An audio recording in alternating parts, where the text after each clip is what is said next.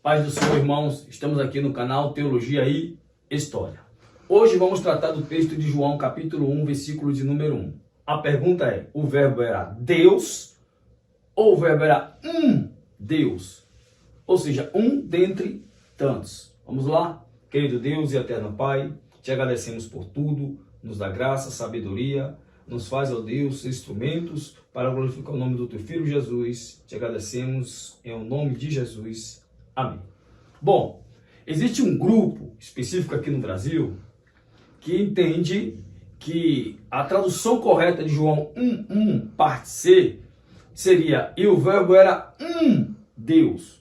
De modo que Deus tem um sentido de ser um dentre tantos ou dentre outros. Não ser Deus essencialmente como é o Pai, mas um Deus ou uma divindade dentre outras divindade em um panteão de deuses. Bom, mas é isso mesmo que João quis falar? Vamos ver? O texto tem a frente, está aqui, João capítulo 1, versículo 1. O texto está em grego. Enarque, em rologos. Kai, rologos, em pros, ton, teon. Kai, teos, em rologos. O texto tem a frente, é este aqui. É a parte que iremos tratar. Parte C, Kai Teos em Rologos.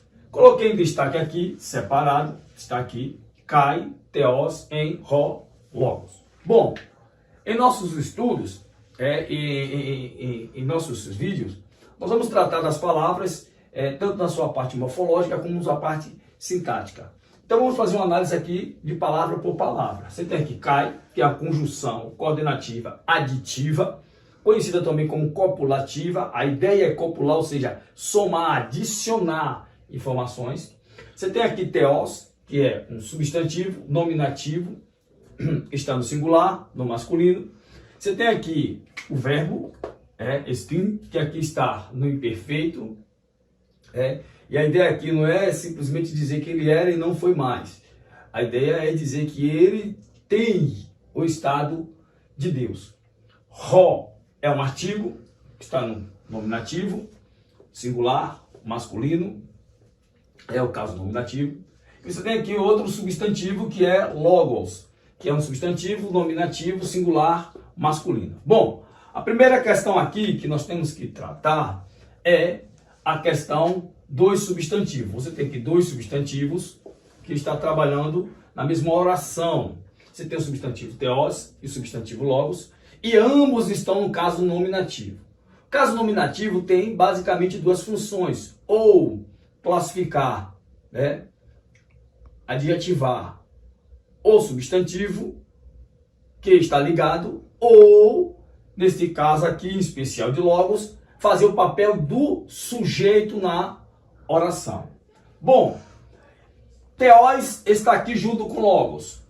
A única diferença entre teos e logos é porque logos ele vem acompanhado de um artigo, o artigo ro. Já teos, ele não tem artigo lhe antecedendo. O que quer dizer isso? É que logos aqui, ele faz o papel de sujeito da oração.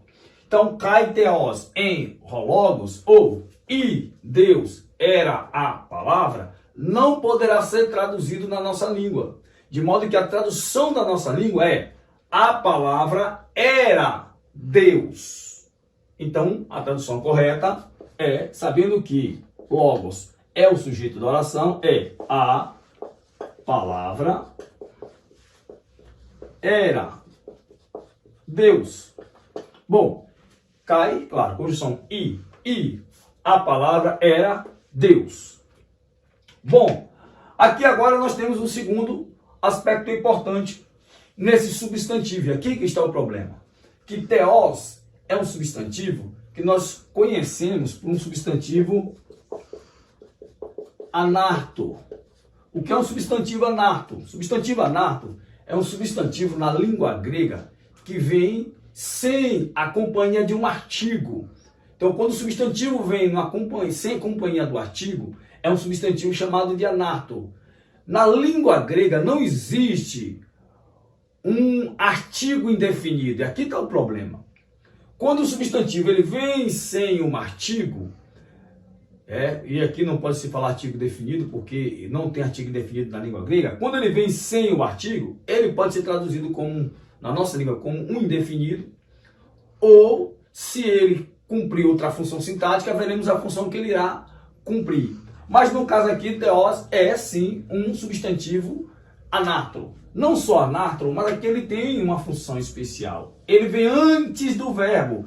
Então, se ele vem antes do verbo, ele também é pré-verbal. Substantivo, ele vem acompanhado de um verbo, mas antecedendo o verbo do qual ele está ligado. Então, é um substantivo pré-verbal. Por que tudo isso é importante? Bom, se ele é substantivo pré-verbal e está ligado ao verbo, isso significa que ele complementa, ele é um complemento do verbo. Então, era o quê? Bom, era o que theos está dizendo. Era Deus. Bom, era Deus ou era um Deus? Com a ideia de que ele era uma divindade, dentre outras. Aqui não poderá ser traduzido por um Deus, utilizando o artigo indefinido, porque theos aqui está cumprindo o papel de um predicativo. E aqui um predicativo do sujeito. Bom, por ser um predicativo do sujeito, a intenção aqui de João era apontar para a essência natural ou a natureza essencial do verbo ou da palavra. De modo que João, ele vem apontando o Logos e o Logos, que é o Filho. E ele vem também apontando o Pai, quando ele usa pros, ton, theon. Então, theon aqui é a pessoa do Pai. Observa que João usa o substantivo theos, claro, aqui no acusativo, para indicar a pessoa do Pai. Então, quando ele vai falar da pessoa do Filho, quando ele vai apontar a essência natural da pessoa do Filho, ele não usa aqui um adjetivo, mas ele usa um substantivo. E aqui vamos ver algo importante. Porque se ele quisesse apontar simplesmente para uma qualificação indefinida desse substantivo ou da palavra, ele poderia usar qualquer um desses adjetivos. Theion, theios e theotes. Esses adjetivos, eles existem. E todos eles trazem uma ideia de divindade. Divindade. Ou de ser divino. Mas ele não utilizou nenhum desses adjetivos, apontando uma característica não essencial, ou seja, adjetivando o substantivo, de modo que ele seja um dentre outros. Mas como é que João faz no texto? Ele usa o substantivo theos, o mesmo substantivo que ele usou para qualificar quem? O Pai. Aqui é uma jogada de João. O Espírito inspira João a utilizar o substantivo. Por quê? Porque a intenção de João é dizer que o Logos, ele era theos, tanto quanto era theon, o Pai. Então, quando ele usa o substantivo theos, ele está predicando a palavra da mesma forma que ele aponta a essência natural ou a natureza essencial do Pai, como theos. Caso contrário, João não usaria um substantivo, mas sim um adjetivo. Isso é importante. Então nós precisamos ficar atentos, por quê? Porque a ideia de João aqui não é dizer que ele era um dentre outros, mas que ele possuía a mesma natureza essencial do Pai. Daí porque ele usou um substantivo. Então, a palavra era não um Deus, mas a palavra era Deus. Deus na essência. Característica essencial deste ser é a mesma que era do Pai. Bom, mas alguém por aí pode dizer, mas existem gramáticos que apontam a ideia de que a palavra era uma deidade, uma divindade. Porque para muitos que estão por aí, acham que divindade é algo essencial que qualquer ser possui. Para nós, só existe um ser divino, que é Deus, na sua essência, mas nenhum outro. Mas para muitos existe. Inclusive, eles usam Taylor, para dizer que Telo defende a ideia de que o verbo era divino, ou um Deus. Não Deus na essência igual ao Pai, mas um Deus qualquer. Bom, vamos ver o que é que Telo fala aqui. Vamos começar.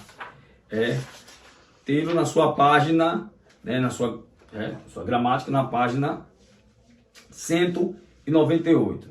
Ele diz assim: em geral, o sujeito vai aparecer na tela aí. Em geral, o sujeito tem um artigo, mas o predicativo não o tem. Bom, já os contamos aqui. O sujeito tem artigo, o predicativo não tem. Hotheos, agaperistin, 1 João 4,16, Deus é amor, mas o amor não é sempre Deus. Em João 1,1, Theos, em Hologos, traduzimos, a palavra era deidade. Bom, muitos pegam essa tradução aqui de Taylor e dizem, olha, Taylor está dizendo que a palavra era divina, era deidade, adjetivando a palavra, de modo que pode ser traduzido por um Deus. Ou seja, Taylor não está apontando a natureza essencial do Logos quanto é o Pai. Bom, mas é isso que Taylor quis falar? Vamos ver o que Taylor quer falar sobre ser deidade? Um pouquinho mais para frente. Vamos lá, um pouquinho mais para frente. 600, a página... Deixa eu ver se eu... Um pouquinho para frente. Bom, a página aqui é 264. 264. Vai aparecer na tela para vocês também. Theotes, deitas, deidade. Olha, deidade. O estado de ser essencialmente Deus. Veja aí na tela que Deus aqui foi colocado com D maiúsculo. Então, para Taylor, deidade, da qual ele se utiliza lá no texto anterior, indica o ser essencial de Deus. Deus na sua essência, a trindade. Mas vamos ver como é que Taylor enxerga Jesus. Página 204, Taylor falando sobre Tito 2,13. Diz assim: a bem-aventurada esperança e manifestação da glória do nosso grande Deus e Salvador Jesus Cristo. Aí, entre parênteses, ele coloca: uma só pessoa é Deus e Salvador. Então, para Taylor, Jesus Cristo é o próprio Deus. Eu vou ler aqui uma argumentação de uma chave linguística muito boa de Frintz, quando ele aponta esse texto, ele diz assim, Theos, Deus.